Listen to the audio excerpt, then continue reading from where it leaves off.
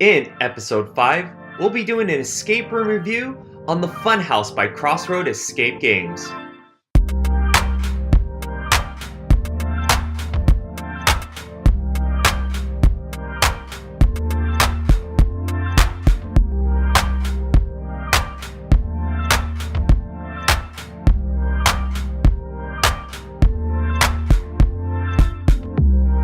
Happy Wednesday, everyone. This is the Mystery Ship Transmissions podcast. My name is Derek, aka Sugi, and today we'll be doing the escape room review on the Funhouse by Crossroad Escape Games. Now, if you've already listened to our prior episode, which would be episode 3, where we did an escape room review on Magic Kingdom by Maze Rooms Los Angeles, there's a quick segment on how we lay out our reviews. I would definitely suggest to go check that out really quick. Or you could just totally free it, go for it, listen to this review, and just kind of come along with how we break down our escape room reviews. But let's get right into it right now with a quick intro about the room.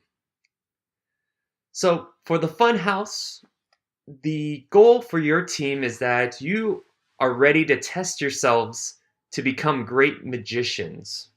Now, in order to pass that test, you and your team are going into a fun house. Now, there's lots of goofy stuff, there's lots of twists and turns, there's lots of mystery in this room. And if you can finish all these tasks within your allotted time, which is 1 hour, you and your team will be deemed great magicians. But if you do not, you will all just be a few sad clowns. Which for some of you out there might be a dream of yours, but in this case, you definitely want to get out of the room and become a magician. For this room, they allow 4 to 8 players, and you will have 1 hour to escape with unlimited clues. Now, Crossroad Escape Games are located out in Santa Ana.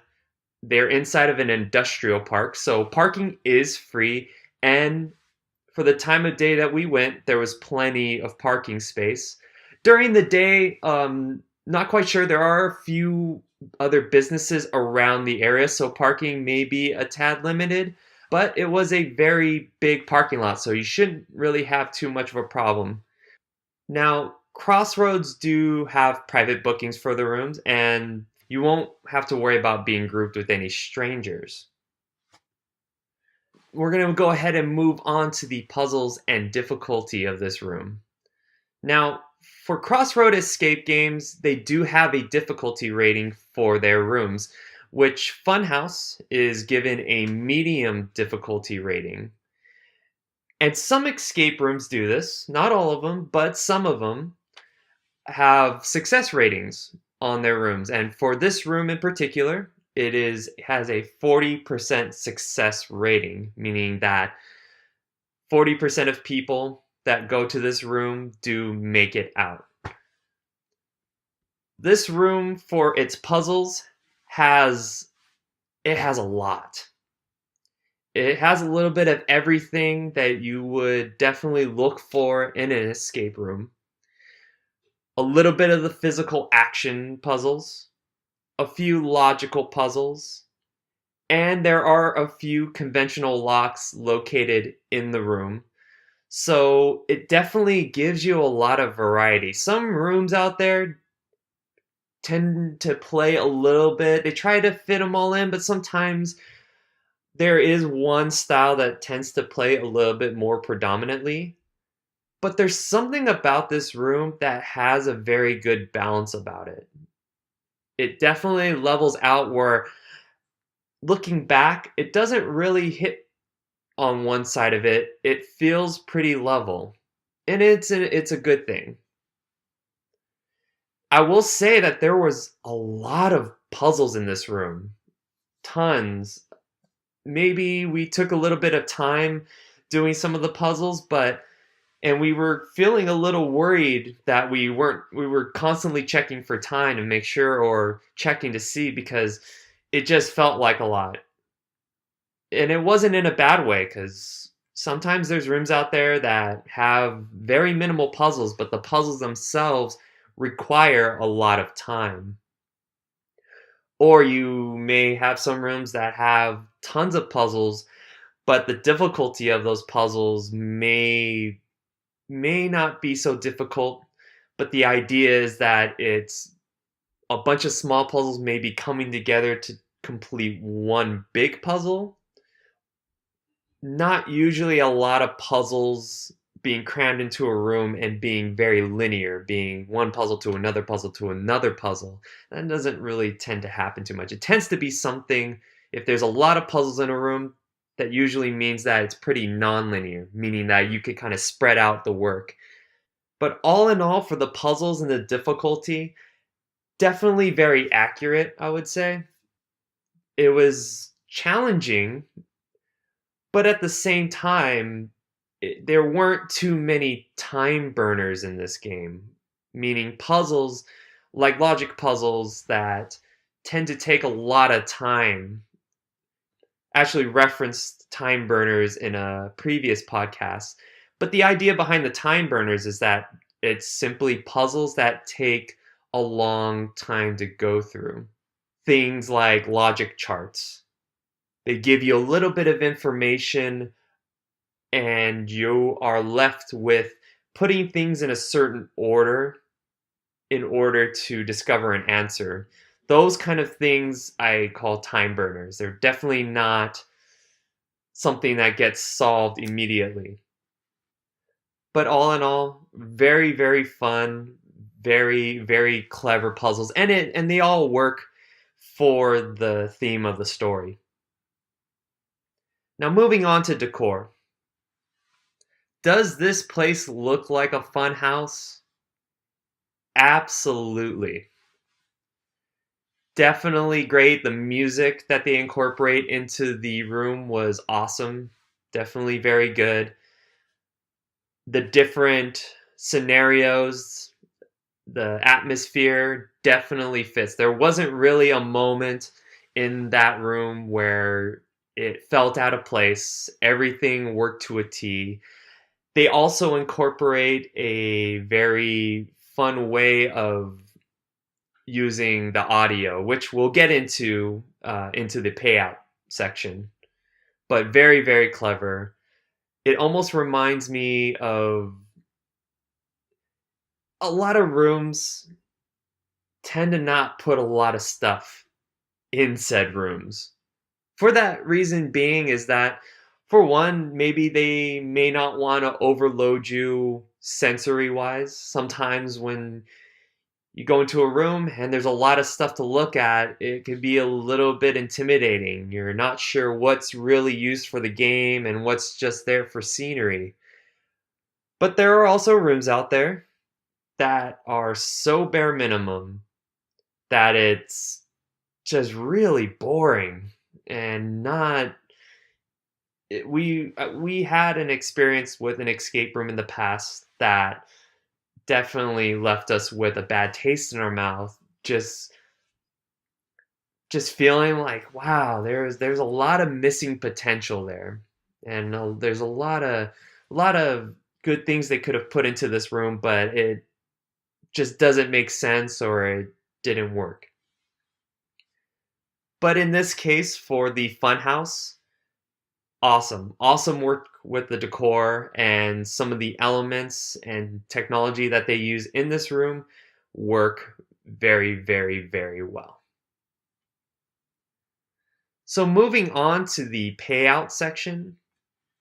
Now, this escape room does a little bit of something that I have not seen in other escape rooms. There's a lot of twists and turns in this game that are very memorable, very fun. It makes you feel like in the moment that you maybe complete a certain puzzle in this room, and you can't help but feel like it's kind of teasing you a little bit in one sense or another. Not in a disrespectful way, but in a way that fits with what the theme is of this game. You're in a fun house. Things are there and meant to kind of fool you, not just puzzle wise. You do this room, you'll get where I'm kind of coming at. There's a few elements in this room that are, I would say, palm to forehead moments. It's pretty awesome. I definitely check it out. Another big thing about the payouts in this room is going to be how you interact with your game master. Initially, you are going to be face to face with this one painting in the room. And depending on who your game master is, whether it be male or female, the name changes. Either, I believe it's Zoltar or Zola. They will be your game master in the event that maybe you need a clue. Or they'll just butt in randomly throughout the game as you go through and just to check up on you, joke around with you. There's running gags that I loved. I won't ruin it. You'll just have to go there and check it out. But very, very, very funny. Very, very clever. And I will say this, if you do ask for a clue, you will definitely have to put some effort in to get said clue through whoever your game master is in a fun way, in a very, very, very fun way. But all in all, the payouts in the room all the way from start to finish was a lot of fun. Very, very clever, just very memorable. Now we're going to go ahead and go into closing, wrapping this up. So Funhouse by Crossroad Escape Games, in our eyes, is definitely a top tier escape room company. And this room specifically has a great mix of what escape rooms really, a really memorable escape room. Also an escape room that incorporates a little bit of technology and a little bit of kind of the base of what escape rooms are. Now, it's a very fun and immersive atmosphere. It definitely has plenty to remember, and especially an escape room that makes you laugh. I'm not going to say that every joke is going to land. I'd say some of the jokes are a little bit on the dry side. If you really just play all out and you accept the theme for what it is, you're going to have a great time. This room is definitely geared towards beginners. And at the same time, it's hard for me to tell people to go try this room if you're first time doing an escape room. On the basis that if you were to do this room, the bar is going to be set very high for any other escape rooms after, because it's that good, especially around the Southern California area. And for a room that's also family friendly. There are different quality or different styles of escape rooms that maybe have more of an intense, more immersive adult theme that's more thriller style, more horror movie-esque. But to find an escape room that is definitely family friendly, I would say it hasn't really been done very well yet. I'm sure that people who have done this room, and there's companies out there who if you are looking to make an escape room that is somewhere around that wheelhouse, definitely take note at how Crossroad Escape Games does it. They do it very, very, very well. But like I said, a little hard to suggest to first timers because the bar will be set very high. Now, but I would definitely still suggest it though. In the end of the day, a great escape room is a great escape room. I would not turn you down from doing a great escape room. So definitely go check that out. Now, for the experienced players, a little different. It's not going to be as challenging. There might be some things about the room that if you're not digging the theme so much, it might turn you off. It definitely, maybe like I said, caters a little bit more to the kid, but I'm a big kid. A lot of the people I do escape rooms are kids them like that are like kids, so we totally fit the bill. But if it's not your thing, they do have other escape rooms at this location that I'll bring up a little bit later in the video and on this podcast. But for the experienced players, maybe not as challenging, but I think it's very clever. There, some of the puzzles and some of the clues and what they use, very, very interesting, and you'll maybe find things that you have never experienced before. Puzzles used in ways that are just different. Another thing, going back to catering to families for this room, they also do something here for this room, specifically the funhouse, which is a a different version of the game that actually makes the game a little bit more appropriate for ages, they say 8 to 13. So they alter the games a little bit, maybe make it a little bit more interactive, because sometimes some of these escape rooms are catering a little bit more towards adults. But now there are more escape rooms coming out that are catering to kids, because escape rooms are a great option for birthday parties now, and it's people are catching on to it. Crossroad Escape Games has done something great. They've altered and they're catering to those families and those group of people, and not a lot of escape rooms do that yet, but could definitely be an idea that is going to grow eventually.